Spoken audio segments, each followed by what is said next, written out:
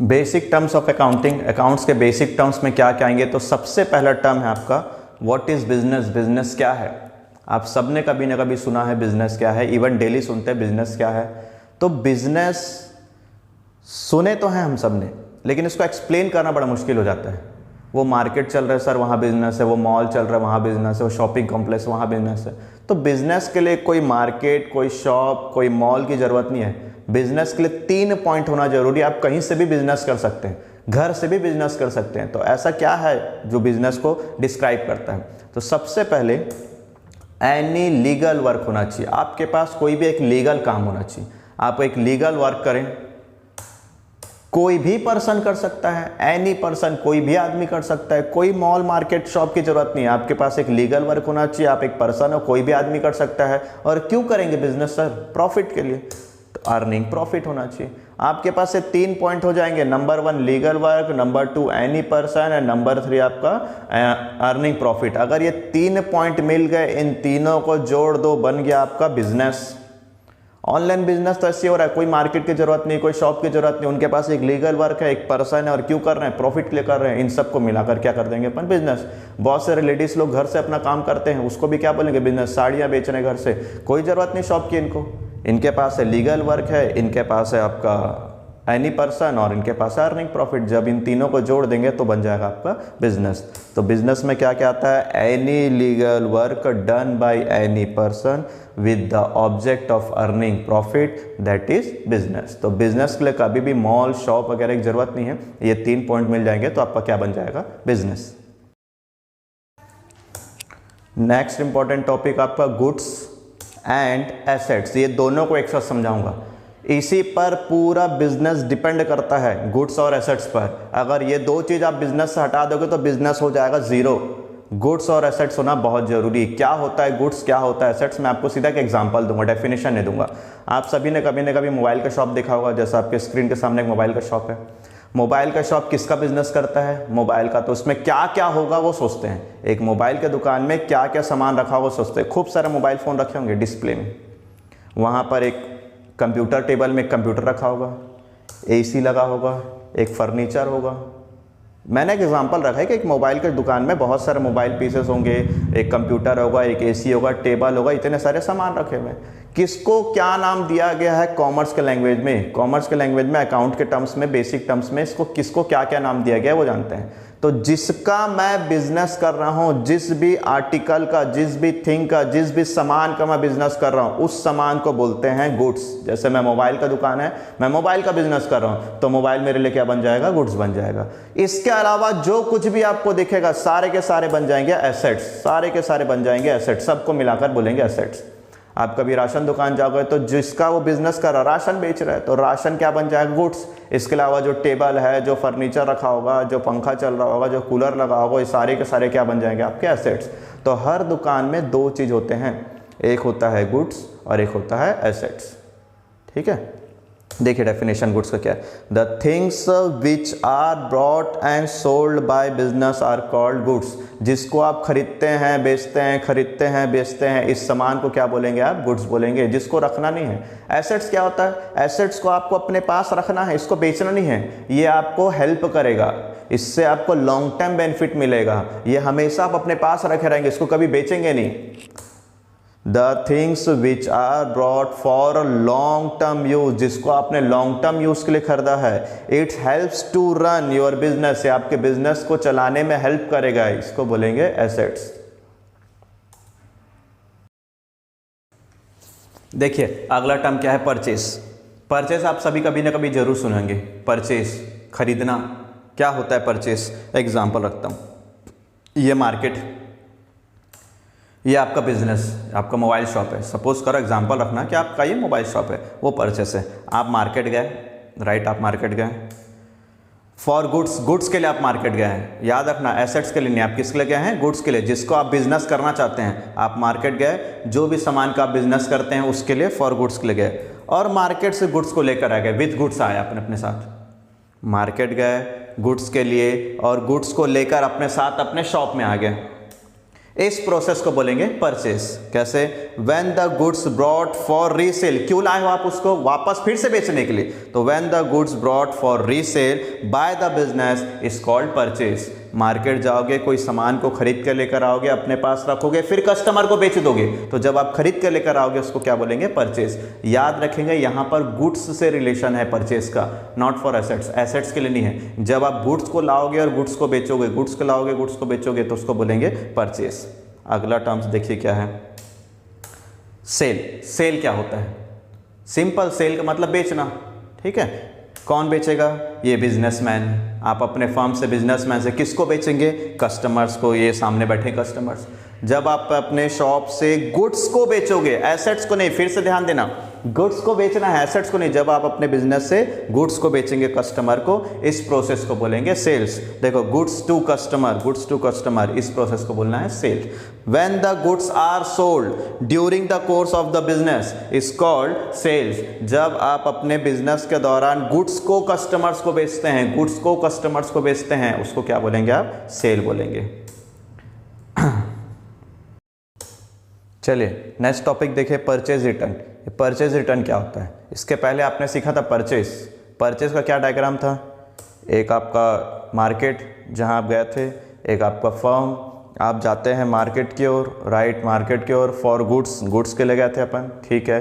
अब गुड्स को अपने साथ लेकर आया था अपने बिजनेस में, ठीक, मैं गुड्स को अपने साथ लेकर आया बिजनेस में। अब मेरे बिजनेस में गुड्स आ गया है, मैंने परचेस करके लेकर आया।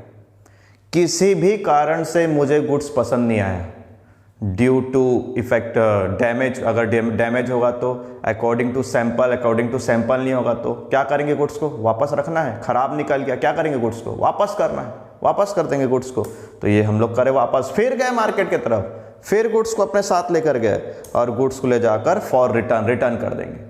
तो इस प्रोसेस को बोलेंगे परचेज रिटर्न। पहले आपको मार्केट जाना है, गुड्स को परचेस करके लेकर आना है अपने पास, फिर आपको पसंद नहीं आया, गुड्स खराब निकल गया, किसी भी कारण से आप गुड्स को फिर से वापस करने जा रहे हैं मार्केट में, ऐसे रिटर्न को बोलेंगे परचेज रिटर्न। आइए इसका डेफिनेशन पढ़ के।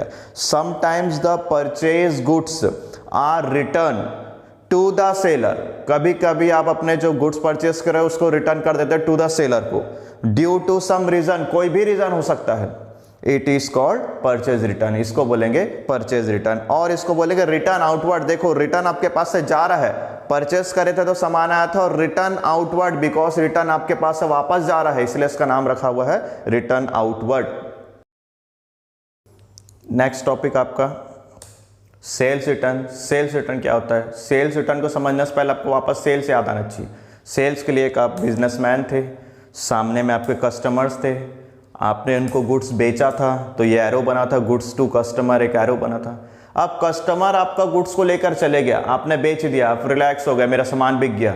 अब कस्टमर को पसंद नहीं आया, दूसरे दिन कस्टमर आता है, बोलता है भैया ये सामान पसंद नहीं आया, खराब निकल गया, टूटा निकल गया, इसको वापस रख लो। तो कस्टमर वापस कर देगा। देखो एरो को अच्छा से देखो, कस्टमर वापस कर देगा। तो जब कस्टमर वापस कर देगा तो उसको क्या बोलते हैं? रिटर्न फ्रॉम कस्टमर, कस्टमर से वापस आ रहा है, इसको बोलते हैं सेल्स रिटर्न। जब आप वापस करेंगे दैट इज परचेज रिटर्न, क्योंकि आपने पहले परचेज किया था। जब आपको वापस हो जा रहा है, आपके पास सामान वापस आ रहा है, दैट इज सेल्स रिटर्न, क्योंकि कस्टमर को पसंद नहीं आया, वो वापस कर दिया, उसको सेल्स रिटर्न बोलेंगे। डेफिनेशन क्या बनता है? When sold goods return by the customer, sold goods return by the customer due to any reason is called sales return. और इसको रिटर्न इनवर्ड बोलेंगे, मैंने लिखा नहीं, आप लिख लेना रिटर्न इनवर्ड, क्योंकि कस्टमर से वापस आपके पास सामान आ गया। जब आपके पास रिटर्न के फॉर्म में जाएगा वो होगा रिटर्न आउटवर्ड, रिटर्न के फॉर्म में जब आपके पास आएगा उसको बोलेंगे रिटर्न इनवर्ड। नेक्स्ट टॉपिक देखिए क्या है, स्टॉक। कई बार आपने लाइफ में सुना है, दुकान वाले के पास बोलते हैं, दुकान वाला बोलता है कि स्टॉक खत्म हो गया, स्टॉक रास्ते में है, स्टॉक आ रहा है। क्या है ये स्टॉक? स्टॉक होता है जितना अवेलेबल गुड्स है आपके दुकान में, आपके शॉप में जितना गुड्स राइट नाउ अवेलेबल है, जितना भी पीसेस आपके पास अवेलेबल है, जितना सामान आपके पास अवेलेबल होगा उसको बोलेंगे स्टॉक। तो available goods in the business के जितना भी आपका बिजनेस बनेगा उसको क्या बोलेंगे? स्टॉक। जैसे फोटो में आपको दिख रहा होगा 5 मोबाइल पीस है, तो आप मैं कोई भी शॉप वाला क्या बोलेगा? मेरे पास 5 का स्टॉक है, 5 मोबाइल नहीं बोलेगा, मेरे पास 5 का स्टॉक है। ठीक है, देखिए इसका डेफिनेशन क्या है। The goods kept in the business, आप अपने बिजनेस में रखे हो, और वेयर हाउस, कई लोग वेयर हाउस में रखते हैं, गोडाउन में रखते हैं अपने, है ना। तो goods kept in the business और वेयर हाउस फॉर सेल, क्यों रखा हूं ये सामान को मैं, सजाने के लिए नहीं, इसको बेचने के लिए रखा हूं, या फिर डिस्ट्रीब्यूशन के लिए, फॉर सेल और डिस्ट्रीब्यूशन इज कॉल्ड स्टॉक। जितना भी आपके दुकान में सामान रखा होगा वो भी गुड्स के फॉर्म में ना, एसेट्स के फॉर्म में नहीं, जितना भी गुड्स के फॉर्म में आपके पास सामान रखा होगा उसको बोलेंगे स्टॉक, ठीक है। अब आपके पास 5 मोबाइल पीस था, साल का शुरुआत करते हैं आप 1 जनवरी को, 1 जनवरी को आपके पास 5 मोबाइल पीस था, तो at the beginning of the year, साल के शुरू में जितना भी पीस आपके पास अवेलेबल होगा, जितना भी सामान आपके पास अवेलेबल होगा साल के शुरू में, उसको बोलेंगे ओपनिंग स्टॉक। तो 5 पीस से मैं अपना बिजनेस चालू किया था, 5 पीस है मेरे पास, वो बोलेंगे ओपनिंग स्टॉक। देखिए, the unsold goods remaining in the business, आपके बिजनेस में जितना भी अनसोल्ड गुड्स बचा हुआ है at the beginning of the year, underline किया मैंने, बोल्ड किया उसको ब्लैक में, at the beginning of the year, उसको बोलेंगे ओपनिंग स्टॉक। और पूरा साल आपने मेहनत किया, 4 मोबाइल पीस बेच दिया आपने, साल के लास्ट में देखा तो आपके शॉप में सिर्फ 1 ही पीस रखा हुआ है, सिर्फ 1 पीस रखा हुआ है, साल के लास्ट में 1 पीस बचा हुआ है, इसको बोलेंगे closing stock. The unsold goods remain in the business at the end of the year, साल के लास्ट में जितना भी पीस रखा होगा उसको क्या बोलेंगे अपन, क्लोजिंग स्टॉक। स्टॉक अवेलेबल है राइट नाउ, है मेरे पास, साल के शुरू में है उसको क्या बोलेंगे अपन, ओपनिंग स्टॉक, साल के एंड में है उसको क्या बोलेंगे अपन, क्लोजिंग स्टॉक। और during the year, simple stock बोलना, पूरे फरवरी मार्च अप्रैल कभी भी आपके पास बीच में रहेगा उसको क्या बोलेंगे आप, सिर्फ स्टॉक। याद रखिए ये स्टॉक भी जो बन रहा है ये गुड्स से ही बन रहा है, परचेज गुड्स के लिए बना था, सेल्स गुड्स के लिए बना था, परचेज रिटर्न गुड्स का था, सेल्स रिटर्न गुड्स का था। आप वापस रिवाइंड करके डेफिनेशन को देखो, सब में मैंने बोल्ड में गुड्स को किया हुआ ब्लैक कलर में, स्टॉक भी गुड्स का ही है। तो ओवरऑल गुड्स के कितने डिवाइडेशन, गुड्स के कितने पार्ट हैं मैंने रखा है यहाँ सामने में, देखिए डिवीजन ऑफ गुड्स, कितने पार्ट में गुड्स को बांटा मैंने, या फिर कई जगह पर इसको टाइप्स ऑफ गुड्स भी बोलते हैं। तो गुड्स के 5 टाइप हैं, number 1 purchase, number 2 sales, number 3 आपका परचेज रिटर्न, नंबर 4 आपका सेल्स रिटर्न, और नंबर 5 आपका स्टॉक। स्टॉक के अंदर 2 पार्ट है, नंबर 1 आपका ओपनिंग स्टॉक और नंबर 2 आपका। नेक्स्ट, कॉमर्स के लाइफ में सबसे इंपॉर्टेंट टर्म्स, कैपिटल। क्या होता है कैपिटल? वो वाला कैपिटल नहीं जो इंडिया का कैपिटल है और छत्तीसगढ़ का कैपिटल है। अकाउंट्स के टर्म्स में क्या होता है कैपिटल, बहुत इंपॉर्टेंट है, मैंने इसको बहुत अच्छे से प्रेजेंट किया, ध्यान दीजिएगा। कैपिटल क्या है? एक ओनर, बिजनेसमैन, जिसको ओनर बोलते हैं, बिजनेसमैन, उसका अपना मोबाइल शॉप, वो अपना एक मोबाइल शॉप ओपन करने का प्लान कर रहा है, तो वो सोचा कि मैं अपना एक मोबाइल शॉप ओपन करूंगा। तो ओनर को अपने बिजनेस को स्टार्ट करने से पहले कुछ कुछ चीज़ें लगाने पड़ेंगे। सपोज करो आप एक ओनर हैं, आप बिजनेसमैन हैं, आप मोबाइल की दुकान चालू करना चाहते हैं, तो आपको क्या क्या करना पड़ेगा? सबसे पहले तो आपको पैसे की ज़रूरत पड़ेगा, राइट? आपके पास पैसे की ज़रूरत पड़ी, आपने 50,000 रुपये अपने बिजनेस में लगाया। फिर आप बहुत सारा मोबाइल का पीस स्टॉक खरीद कर लेकर आएंगे, तो आप बहुत सारा मोबाइल पीस लेकर आए, 50,000 का आपने मोबाइल पीस लेकर आए, 50,000 रुपये अपने कैश लगाया, 50,000 का स्टॉक कहीं मार्केट से लेकर आया। इसके बाद आपको एक टेबल की ज़रूरत पड़ेगी अपने बिजनेस को चलाने के लिए, आपने एक टेबल लिया 10,000 रुपये का। आपने एक कंप्यूटर लिया रिकॉर्ड मेंटेन करने के लिए, 40,000 का आपने कंप्यूटर ले लिया। आपने एक एसी ले लिया 50,000 रुपये का। तो बिजनेस को स्टार्ट करने के लिए जो कुछ भी आप बिजनेस में इन्वेस्ट करोगे, बिजनेस को स्टार्ट करने के लिए जो कुछ भी आप अपने बिजनेस में लगाओगे, in terms of cash, in terms of goods, in terms of assets. अब आपको स्टॉक और गुड्स में, स्टॉक और एसेट्स में डिफरेंस मालूम होना चाहिए, गुड्स में, स्टॉक में, एसेट्स में, ठीक है? आप कैश लगाए, आप स्टॉक लगाए, आप एसेट्स लगाए, जो कुछ भी आप बिजनेस में लगाओगे, इन सब को जोड़ लोगे तो वो बन जाएगा आपका कैपिटल। जो कुछ भी लगाओगे, इवन अगर आप कोई एनिमल लगाते हो, जैसे मेरे डेयरी का बिजनेस और मैंने एक एनिमल भी लगाया, एक काऊ भी लगाया 10,000 का, वो भी कैपिटल में काउंट होगा। बस कंडीशन ये होना चाहिए कि ये ओन फंड हो, मेरा खुद का पैसा हो, मेरा खुद का होगा। मैं बाहर से कहीं से लेकर आऊंगा, उधारी मांग के लाऊंगा तो उसको काउंट नहीं करेंगे। अभी शो करता हूं मैं। तो जो कुछ भी आप अपने जेब से लगाएंगे, वो काइंड के फॉर्म में हो सकता है, वो कैश के फॉर्म में हो सकता है, वो लिविंग थिंग के फॉर्म में हो सकता है। उन सब का सम को, सबको जोड़ दो, सबको जोड़ने से बनेगा कैपिटल। तो देखो, एक बार 50,000 का कैश था, फिर 50,000 का आपका मोबाइल पीसेस था, फिर 10,000 का टेबल था, फिर 40,000 का कंप्यूटर था, फिर 50,000 का आपका एक एसी था, उसके बाद 10,000 का आपका काऊ था। ये सारे चीज को जोड़ लेंगे तो सबको जोड़ने से जो बनेगा उसको क्या बोलेंगे? कैपिटल। अगर आप लोन के फॉर्म में कहीं से उधारी में पैसा मांग के लाए हो, बैंक से लाए हो, किसी फ्रेंड से लाए हो, कहीं से भी आप उधारी में लाए हो, तो लोन को कैपिटल में काउंट नहीं करते। कैपिटल में सिर्फ आपका ही फंड काउंट होगा, आपका ही पैसा काउंट होगा। देखिए क्या है definition, capital represent that amount which is invested by the owner, which is invested by the owner in the business. It may be cash, goods or any kind of assets. वो cash भी हो सकता है, goods भी हो सकता है और किसी भी प्रकार का एसेट्स भी हो सकता है, लेकिन एक ही इंपॉर्टेंट थिंग है कि वो आपका खुद का हो। लोन का पैसा को काउंट नहीं करेंगे कैपिटल में, वो लोन अलग से ही काउंट होगा। देखिए नेक्स्ट टर्म क्या है आपका, एक्सपेंसेस। एक्सपेंसेस क्या होता है, शायद आपने सुना भी होगा, टीवी वगैरह में बहुत जगह यूज होता है एक्सपेंसेस।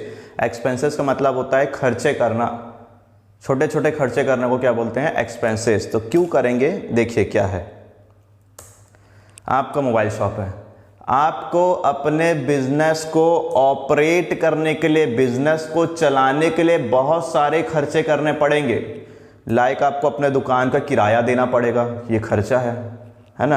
आपको बिजली बिल, इलेक्ट्रिसिटी बिल देना पड़ेगा, ये आपका खर्चा है। आपको क्लीनिंग चार्जेस देना पड़ेगा, क्लीनिंग साफ सफाई करने का खर्चा देना पड़ेगा, वो भी आपका खर्चा बन गया। आपको अपने स्टाफ को सैलरी पे करना है, ये भी आपका खर्चा है। एडवर्टाइजमेंट करना पड़ेगा, ये भी आपका खर्चा है। तो कहने का ये मतलब है कि जब आप अपने बिजनेस को चलाने के लिए डे टू डे, मंथली खर्चा, जो कुछ भी आप खर्चे करेंगे वो आपका क्या बन जाएगा, एक्सपेंसेस। लेकिन पर्सनल नहीं होना चाहिए। अगर मैं पीवीआर गया, मूवी देखने गया, वहां जो खर्चा हो गया वो इसमें काउंट नहीं होगा। यहां सिर्फ बिजनेस का खर्चा होगा, मेरा पर्सनल बिजनेसमैन का खर्चा नहीं चाहिए, बिजनेस का खर्चा। बिजनेस को ऑपरेट करने के लिए आप जो कुछ भी छोटे छोटे खर्चे करेंगे वो सब को मिलाकर बोलते हैं एक्सपेंसेस।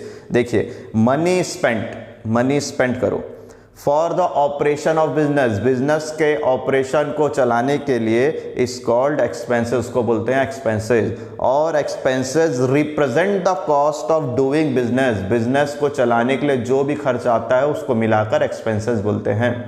अगला टॉपिक इनकम, उसी को रेवेन्यू बोलते हैं। क्या होता है इनकम, क्या होता है रेवेन्यू। रेवेन्यू, इनकम का मतलब होता है पैसा आना, रेवेन्यू का मतलब इनकम होता है, इनकम का मतलब होता है पैसा आना। तो आपका मोबाइल शॉप है, आप पैसा कहाँ कहाँ से लाओगे, अभी तो पूरा पैसा चले गया, खर्चा हो गया, आप कहाँ कहाँ से पैसा आएगा। तो नंबर 1 आपको सेल्स से पैसा आएगा, तो नंबर 1 आपको सेल्स से पैसा आएगा। अच्छा, इसको बोलते हैं money receive from business, business से आपको पैसा मिलेगा।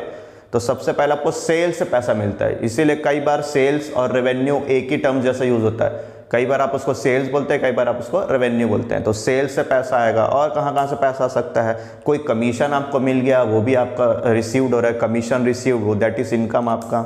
अगर आपको कहीं से ब्याज मिल रहा है, वो भी आपको क्या बनेगा, इनकम। तो जब जब आपको पैसा मिलेगा, कहीं से पैसा मिलेगा, उसको क्या बोलेंगे, इनकम, रेवेन्यू। तो रेवेन्यू का सेंस एक तरीके से सेल से ही बनता है, बाकी सब तो अदर थिंग होते हैं, दूसरे जगहों से पैसे आते हैं। डिस्काउंट रिसीव्ड हो गया, इसको भी आप क्या बोलेंगे, इनकम। क्या होता है मनी, डेफिनेशन इसका, money received by the business from the exchange of goods and services, goods and services के एक्सचेंज से जो भी आपको पैसा मिलेगा उसको इनकम बोलेंगे। जैसे मैं टीचर हूं तो मुझे फीस से पैसा मिलता है, तो फीस मेरे लिए क्या बन जाएगा, इनकम बन जाएगा। खर्चे तो सबके वही बने हैं, तो ये आपका रेवेन्यू, इनकम। अगला टॉपिक देखिए प्रॉफिट, सबने पढ़ा हुआ है, सबने सुना हुआ है, आप नॉर्मल लैंग्वेज में यूज भी करते हैं। प्रॉफिट, लाभ हो गया, प्रॉफिट हो गया। क्या होता है, आप एक मोबाइल फ़ोन खरीदे जिसका कॉस्ट था 12,000 का, 12,000 का आपने मोबाइल फ़ोन खरीदा, इसलिए उसको कॉस्ट बोलते हैं। 12,000 का आपका कॉस्ट था, आपने इसको 15,000 में बेच दिया। आपने मोबाइल खरीदा 12,000 में, आप बिजनेसमैन है, आपने 12,000 में मोबाइल पीस कहीं से खरीद के लेकर आया और उसको 15,000 में बेच दिया। कितना कमा लिए, 3,000 रुपये। 3,000 रुपये आपका क्या बन गया, प्रॉफिट। किसमें से किसको माइनस करे, वो सेल्स जो है ना तुम्हारा 15,000 का सेल्स था, उसमें से 12,000 का कॉस्ट को माइनस करे। तो प्रॉफिट का फॉर्मूला क्या बनता है, profit is equal to income, जितना आपका इनकम आया, इनकम माइनस एक्सपेंसेस, जितना आपका खर्चा हुआ। 12,000 आपका खर्चा हो गया था और 15,000 रुपये आपके पास आ गया, तो income minus expenses that is profit, ये फॉर्मूला है आपका। नेक्स्ट आपका लॉस, देखिए लॉस क्या होता है, आपने फिर से एक मोबाइल फ़ोन खरीदा जिसका कॉस्ट था 15,000 का, 15,000 का आपने मोबाइल फ़ोन खरीदा। अब आपने इसको 12,000 में बेच दिया। खरीदा था आपने 15,000 में, खर्चा हो गया आपका 15,000 रुपये। और आपने इसको बेचा कितने में, 12,000 में बेच दिया, आपने कम में बेच दिया, इसको क्या बोलेंगे, लॉस। लॉस कितने हो गया, 3,000 का।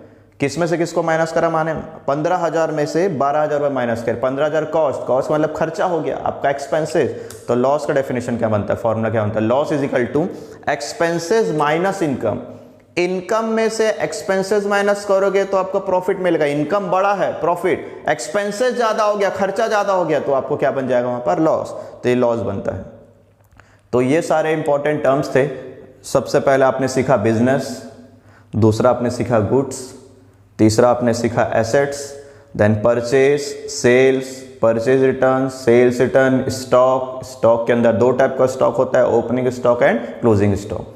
फिर आपने सीखा एक्सपेंसेस, फिर आपने सीखा इनकम, देन प्रॉफिट और लॉस। ये सारे के सारे बेसिक टर्म्स है। ऐसे तो बहुत सारे टर्म्स है, लेकिन सबसे इंपॉर्टेंट चीज़ यही सारे चीज़ें हैं जिनसे आप आगे की पढ़ाई कर पाएंगे। तो आप, मैं PDF में नीचे में लिंक डिस्क्रिप्शन में डाल दूंगा चीज़ों को, आप वहाँ से डाउनलोड कर सकते हैं, और या फिर आप पॉज करके सारा डेफिनेशन लिख सकते हैं।